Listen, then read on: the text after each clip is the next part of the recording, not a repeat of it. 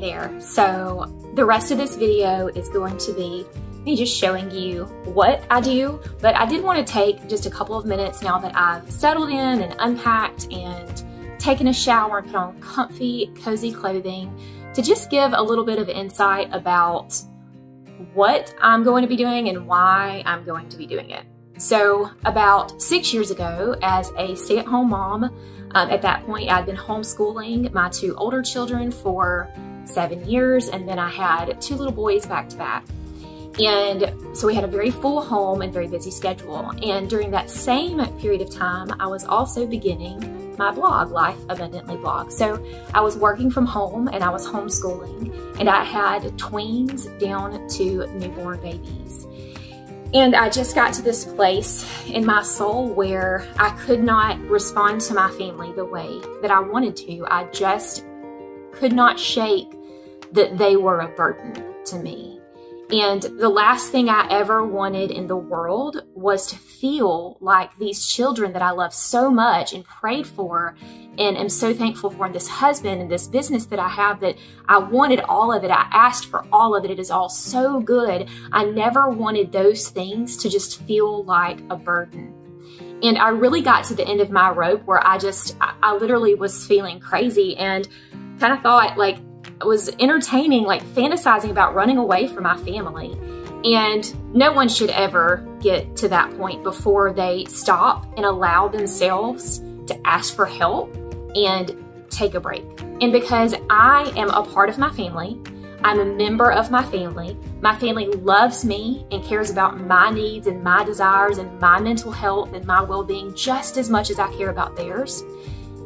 When I finally said I need to get away, the answer was, okay, babe, whatever you need. And so it was the first time I had to get just absolutely to the end of myself before I gave myself permission to even ask to have a break. And so that weekend, the day I said I needed it, it was a Friday, and I loaded up my car and I just drove to Birmingham, which is about 2 hours away from our home, and just cried the whole way there because I was just so overwhelmed with life. And over the past 6 years, a lot of my circumstances have changed. What I might feel overwhelmed about has changed dramatically. The circumstances, the ages of our children, different life situations, different stressors, everything's changed a lot. Now when I go on a retreat, it's not because I'm touched out by babies, because my babies have gotten so big.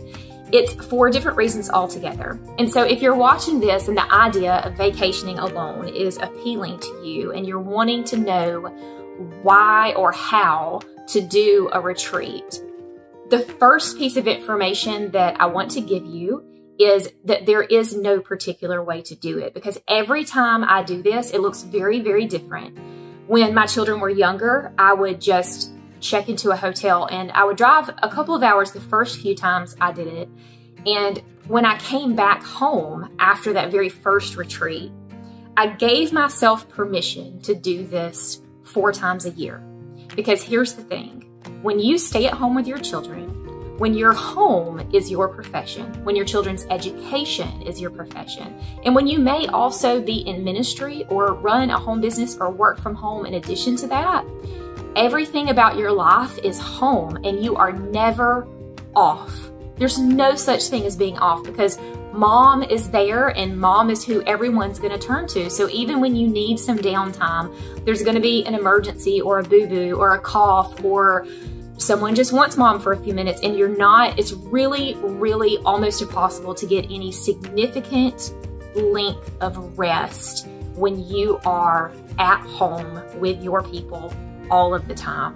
And when you're in the midst of your work environment 24/7, you never have a break. And we would never assume that anyone else in any other profession should do that. And I'm not saying that being with our families is too hard, or we should be able to, of course we can't handle it, it's so terrible. I'm just saying that we are finite people. We are human beings, and we get tired, we get overwhelmed, we get burned out, we get touched out, we get noised out, and we get needed out. And it is a completely normal human experience that you need a break from your work. And so if your family is your work, you deserve a break from that just as much as anyone else who works outside of the home. And so when I came home from that first retreat, my heart as I left my home was to get away from my family. But as I just wept in driving and listened to worship music and prayed, I realized what I really needed was to be running to the Lord. And so that has been my heart for every retreat. I'm no longer getting to the point that I want to run away from my family and never come back, but that I say, I am not my best right now. I am not energetic. I am not kind. I am not patient. I really need a couple of days. I need a couple of days to use the restroom when I want to when my babies were younger, to sleep without interruption so that I did not literally go insane. And if you are still in the season of sleep interruptions, please remember that that is how they break Navy SEALs. And if you are not handling life right now, and you also are not getting decent, uninterrupted sleep at night, like, please give yourself so much grace for that. But when I was in a season of sleeplessness, I needed sleep. When I was in a season of toddlers, I needed to pee by myself without any fingers coming under the door. I needed to take a shower without anyone coming in and trying to get into the shower with me. I needed to just lie in the bed without anyone needing me and being on me and touching me and making sounds or calling for me. I just needed that for just a couple of days, just 48 hours. I needed that. I needed to eat when I was hungry and have a couple of meals out of 3 months that I ate because I wanted to eat them, because I didn't have to consider, does this interrupt anyone else's like allergy plan or meal plan of any kind? Does this meal fit everyone else's preferences?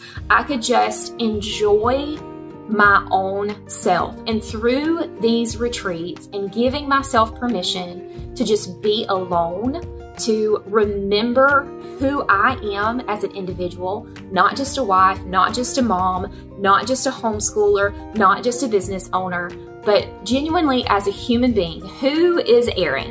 What does she like to eat? What does she like to read? What does she like to watch? And when I first went away, I was in such a serious season of burnout that I could not have answered a single one of those questions if you asked me. Like, what do you like to do for fun? It took 3 retreats for me to be able to come up with an answer of what I consider to be fun and enjoyable and how can I express myself. So for some people, coming away to a house or a hotel by yourself in complete solitude with your thoughts and your favorite books and your Bible journal may sound like the least fun thing on earth. And if that's true, then this is not the kind of retreat for you. But it doesn't mean that you can't have one. It just means that what fills my spirit and my soul and gives me rest and recharges me isn't the same thing for you. And that's perfectly fine and good and wonderful. And the most important thing is that you recognize what it is that actually does that for you. And then you make it a priority to make that happen.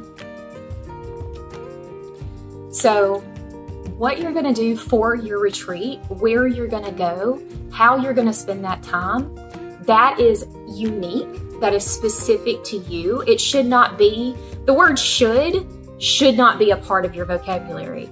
Do not ask yourself, what should I do? What do I want to do? What will make me into a better person when I return to my family? What do I need to do during this time that I normally can't do because of my other responsibilities and duties as a homeschooler and a wife and a mom? And then that's what you do. And so that's gonna look very different for different people. Like I said, there were plenty of retreats where I drove a couple of hours away and then I vegged in a hotel room and I just enjoyed the solitude of the shower and the solitude of the potty by myself. And every meal was DoorDash or room service. And I just laid there. I just laid there and I vegged on YouTube videos and I just let everything fall away and gave in to all of my little, did I want some M&Ms? I just spoiled myself rotten. And because I was in such a season of constantly being consumed by all of the needs of others, that was what I just needed to do. And it brought me back to my family so rejuvenated. And I think once I did that for the first time, and then especially the second time, my entire family could see the difference in me before my retreats and after my retreats. And that's when we genuinely made those, this a priority for our family. The most, then, you know, of course, we want to be in God's Word every single day. But for me, it really makes a big difference to do that, but also have this intentional, very focused time. And leading up to the retreats, I often pray for God to give me a specific vision for what He wants me to be thinking about, working on, praying about, journaling about.